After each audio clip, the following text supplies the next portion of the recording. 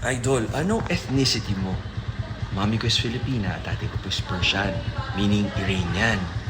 Pero adopted din po ako na isang Arabian. Kaya nire-respect ko lahat ng klase ng Muslim, Shia, at Sunni. Pero born and raised ako dito sa Pilipinas, sa Makati ako pinanganak. So ano ako, Catholic ako, pinaptize ako. So yun lang, kumbaga naniniwala ako na kung ano yung belief mo, yun dapat. Kasi nga, yun yung ano mo, yun yung religion mo.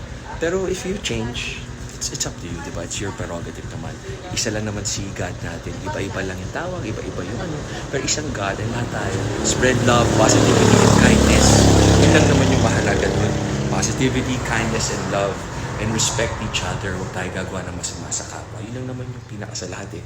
Destiny, tadhana, God. Yun.